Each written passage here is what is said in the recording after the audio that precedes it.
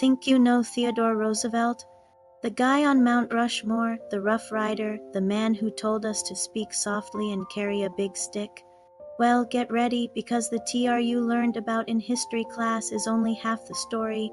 We're about to dive into the wild, weird, and absolutely unbelievable truths about the 26th president that will completely change how you see him.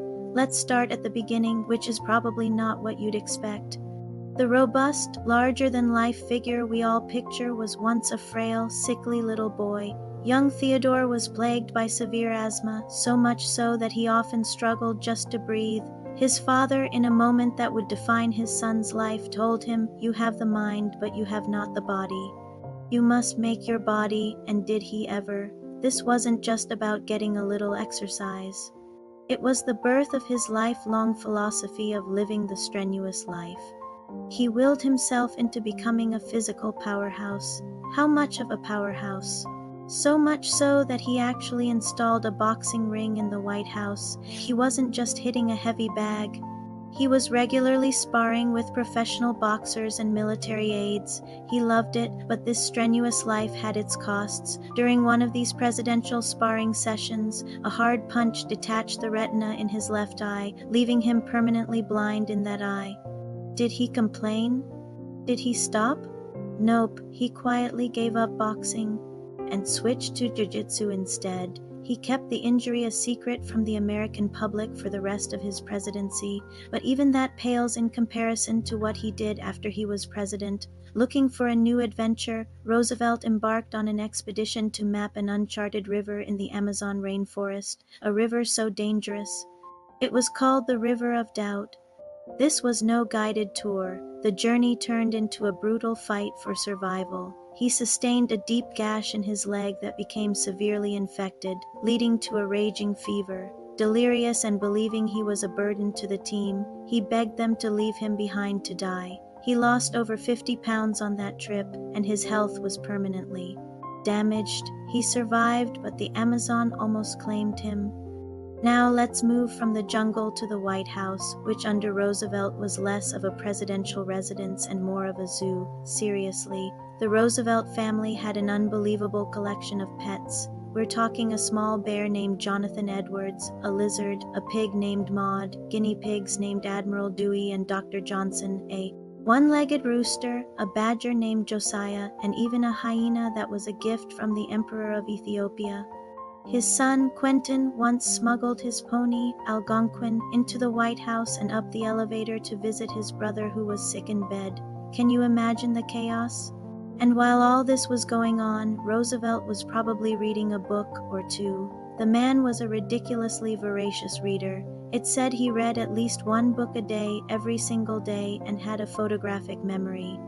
He would read about absolutely everything, from ancient history to contemporary poetry, and he could multitask like no one else. He'd be getting a shave, dictating a letter, and reading a book all at the same time. His intellectual curiosity was just as boundless as his physical energy, but here's a detail that feels more rock star. Then President Theodore Roosevelt had a tattoo. That's right, a large, elaborate tattoo of his family crest right in the middle of his chest. In an era of starched collars and formal portraits, the president was secretly rocking some serious ink.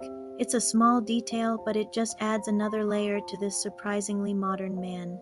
Let's talk about his impact. You can thank him for modern American football. Back in the early 1900s, the game was so brutal and players were dying on the field so frequently that colleges were on the verge of banning it completely. Roosevelt, a huge fan of the sport, stepped in. He summoned the coaches of Harvard, Yale, and Princeton to the White House and essentially told them, "Fix this, make the game safer, or it's gone." This meeting led to major rule changes, including the introduction of the forward pass, which saved football from extinction.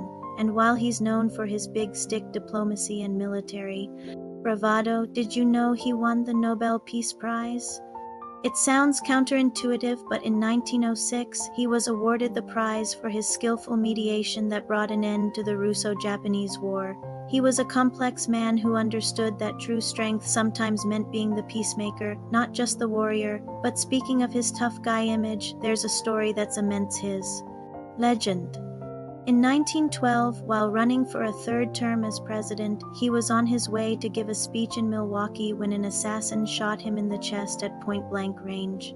The bullet was slowed by his steel eyeglasses case and the thick 50-page speech folded in his breast pocket. Bleeding, he refused to go to the hospital. Instead, he walked to the podium and before starting told the stunned crowd, "Friends, I shall ask you to be as quiet as possible. I don't know whether you fully understand that I have just been shot, but it takes more than that to kill a bull moose." He then proceeded to deliver the entire 90-minute speech with a bullet lodged in his chest. The doctors later decided it was safer to leave it in, and he carried that bullet with him for the rest of his life. This incredible toughness was forged in unimaginable tragedy on Valentine's Day, 1884. Roosevelt experienced a day of profound horror. His mother, who he adored, died of typhoid fever. Then, just 11 hours later, in the very same house, his young wife, Alice, died from kidney disease, just 2 days after giving birth to their first child. He wrote in his diary that day, "The light has gone out of my life." Utterly shattered, he fled civilization and went west to the Dakota Badlands to become a cowboy and rancher, trying to lose his grief in the harshness of the frontier.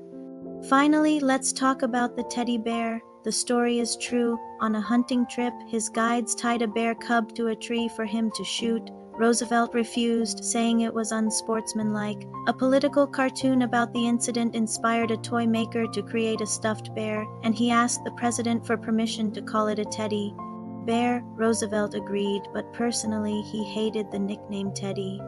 He thought it was undignified and preferred his friends call him Theodore and his old military comrades call him Colonel. So the most famous nickname in presidential history was one the man himself couldn't stand. From a sickly child to a war hero, a Nobel laureate with a secret tattoo, a grieving husband who became a cowboy, and a president who delivered a speech while bleeding from a gunshot wound. The life of Theodore Roosevelt was more dramatic, more tragic, and more astounding than any work of fiction. Thanks so much for watching. If you found these facts as fascinating as I did, do me a favor and hit that like button and subscribe for more deep dives into history. Let us know in the comments which Roosevelt fact surprised you the most. See you in the next video.